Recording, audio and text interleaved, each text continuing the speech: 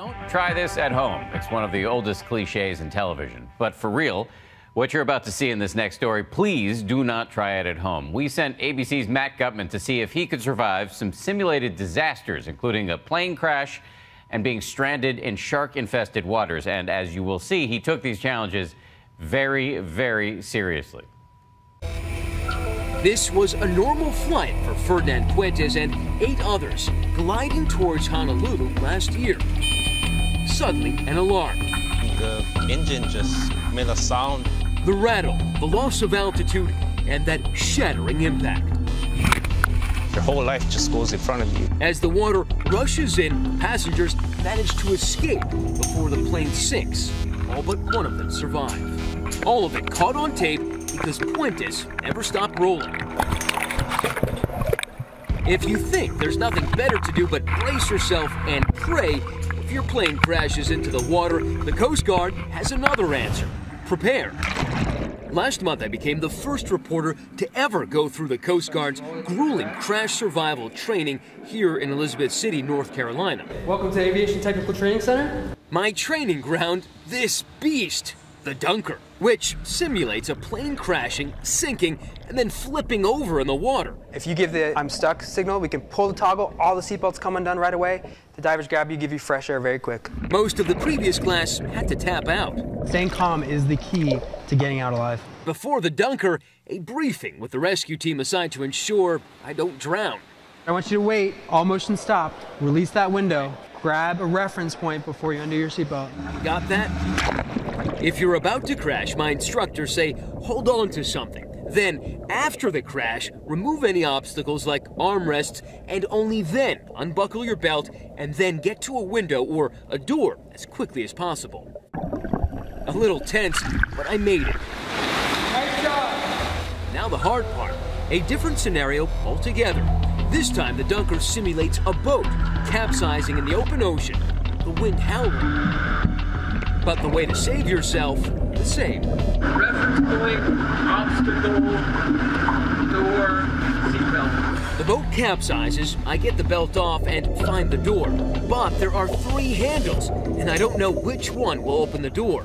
I'm turning the wrong one. Nearly a minute in, I'm running out of air. I have to tap out and allow the rescuers to do their job. Instantly, they yank me out. Watch again how quickly they pull me from the boat, jerking my body through the door and to the surface. If that had been in a real-world situation, it could have been a bad day. So I would have been dead. You would have been dead. But I'm not dead, and I had to try it again. Rewarded with that high five. But what if you do survive the crash? Then what? The Coast Guard takes us out on the water. They then have me jump in the chilly Chesapeake waters to fend for myself. I think I could swim about a mile or 800 yards or 1,000 yards. They say not to. Stay put. Burns a lot of energy to try to swim, especially with a life jacket on and clothes. Just wait for help to arrive. Don't scream because no one will hear you above the engines. Try to wave your arms in the air perhaps. If you have a flare, use it. Most important, stay calm. Let the Coast Guard and others do their job. A few minutes later, they haul me out. Come up. What if they hadn't? Just this week, these kayakers found themselves in shark-infested waters off the coast of Florida. A 13-foot hammerhead shark trailing them for 2 miles, bumping their kayaks. He hit my rudder and, jarred my whole kayak, just following us steadily and creepily. A little bit of Jaws action there.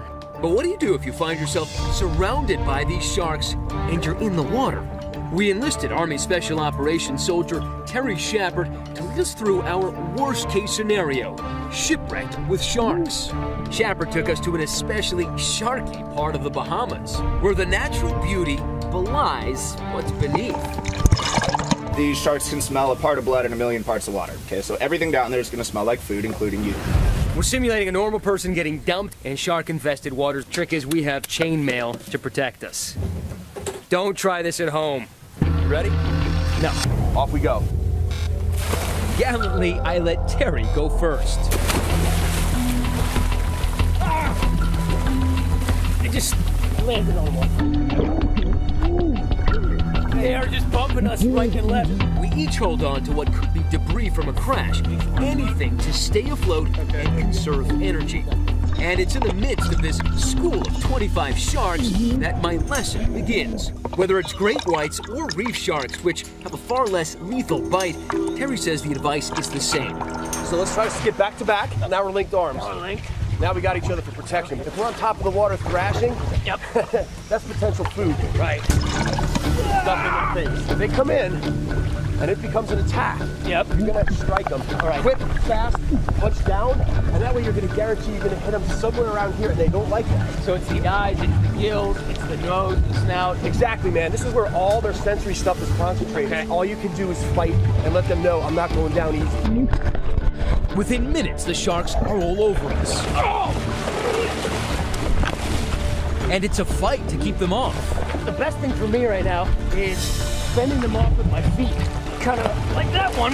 Yeah, you do the best you can to keep them off of you. But it doesn't always work. The sharks keep coming. Yeah, you're saying good morning, there. Watch this. One going right over my head. Let's get in. And that was enough for me. For Nightline, I'm Matt Gutman in the Bahamas.